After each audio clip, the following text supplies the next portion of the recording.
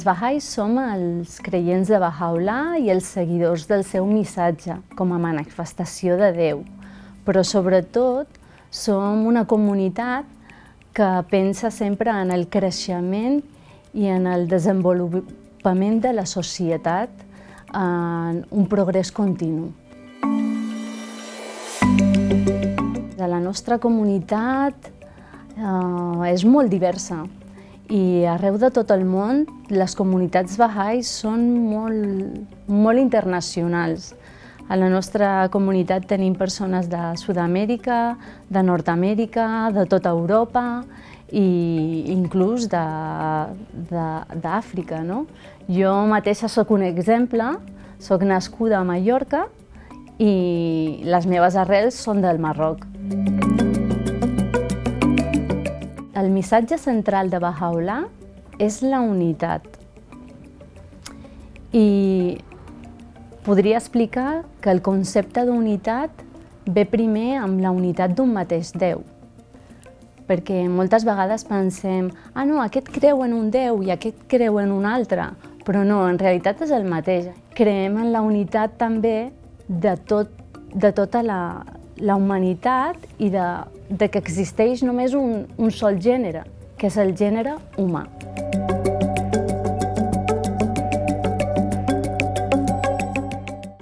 Un dels missatges innovadors de Baha'u'llah és la revelació progressiva.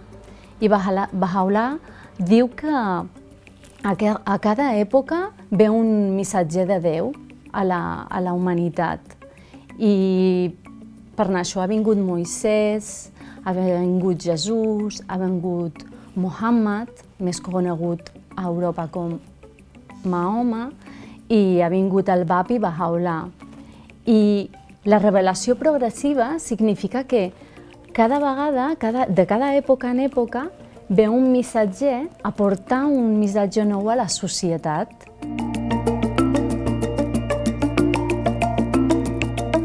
Genuïnament, totes les persones de la comunitat vivim la diversitat, acceptem la diversitat, creiem en la diversitat, amem la diversitat.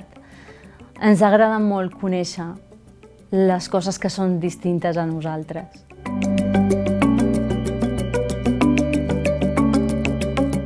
Un dels principis de la fe Bahai és la unitat entre l'home i la dona.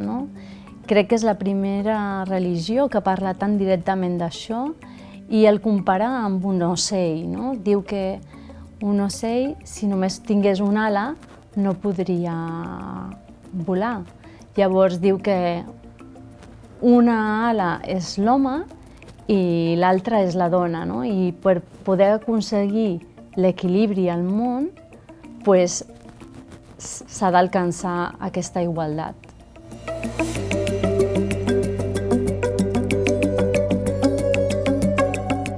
A l'Iran els Bahais sí que han estat molt represos, sobretot a nivell polític, perquè bàsicament els joves no poden anar a la universitat ni tenir estudis superiors i hi ha vegades que els Bahais no es poden reunir o tenen dificultats de poder trobar-se i mantenir el seu ambient de comunitat. Nosaltres hem fet a l'exterior, fora de l'Iran, a tot arreu, hem fet diverses campanyes. Una és que l'educació no és un crimen i aquesta l'hem portat arreu de tot el món per manifestar que tots els joves del món, no importa de la religió que siguin, tenen dret a estudiar.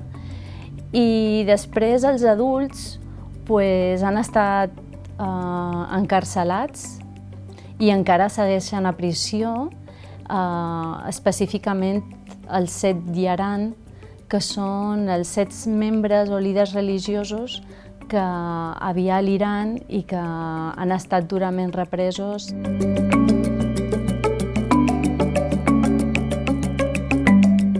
La comunitat Bahai té un calendari propi i són 19 mesos de 19 dies. I després ens sobren 4 dies, perquè no arribem als 366, no? amb aquests 19 mesos de 19 dies.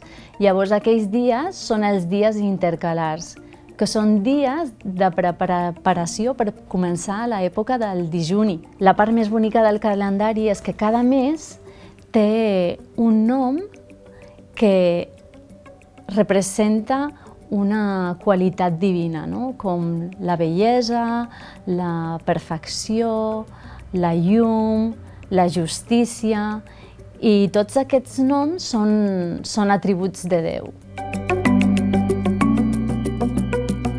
El Ritvan és la festivitat més important per als bahais. És una celebració que es du a terme durant 12 dies i que comença avui.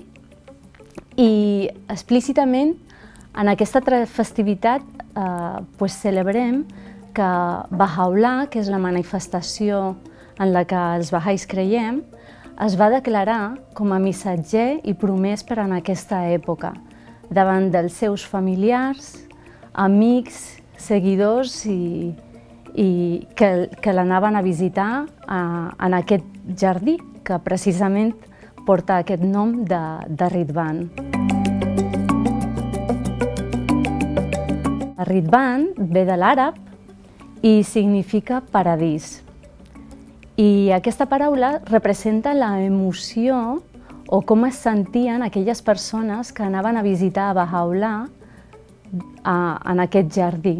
No? El jardí realment portava un altre nom, Najibiyeh, però la gent que anava a visitar a Baha'u'llah, quan s'anava a acomiadar d'ell i a sentir el seu missatge de que ell era el missatger de Déu per en aquesta època, s'emocionava tant que realment es sentia en un paradís.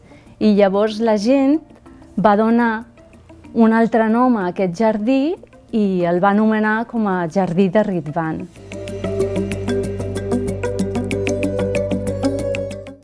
Els bahais celebrem aquesta festivitat durant 12 dies, però hi ha 3 dies que són molt importants.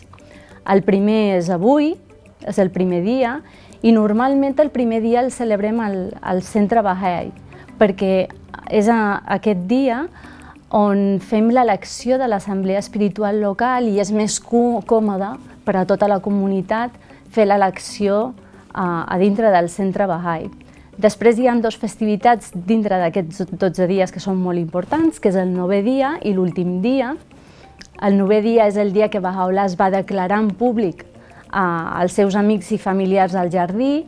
Llavors aquell dia sí que els bahais sí que ens agrada més celebrar-ho en jardí i rememorar i sentir com hagués estar en presència de Baha'u'llah en aquell dia i sentir aquella emoció. Llavors anar a un jardí com que ens agrada més, no? Durant el primer dia de Ritvan triem a l'assemblea espiritual local. L'assemblea espiritual local es tria entre els adults de la nostra comunitat, tant siguin homes com dones, que siguin adultes i majors de 21 anys. Tots són persones elegibles. No tenim candidats, no fem publicitat i elegim a 9 persones de dintre de la nostra comunitat que tinguin unes qualitats intel·lectuals acompanyades també d'unes qualitats espirituals que puguin fer desenvolupar la comunitat durant 12 mesos, un any. Sí que hi ha desconeixement, no?, a la religió, perquè de vegades hi ha les notícies i els medis, no?, parlen de la religió d'una forma despectiva, com que la religió és la causa de les guerres, etc. Però més aviat penso que no és la religió en si, sinó que és els interessos econòmics i polítics que fan que la visió de la religió no sigui la real, perquè el missatge de qualsevol dels missatgers de Déu, ja sigui Buda, Jesús, Baha'u'llah, Mohammed, són missatges genuïns a la societat per al seu benestar, per al seu creixement i no crec que sigui la causa de la destrucció i de les guerres de què la gent parla, no? Crec que el repte de la religió, de la societat o de la funció de la religió a la societat més aviat seria aconseguir una unitat plena, diversa, d'acceptació genuïna i sobretot d'aconseguir el que tots volem, que és la verdadera felicitat de l'individu i de la societat. I sobretot el poder transformador de poder transformar i canviar la societat a un món millor.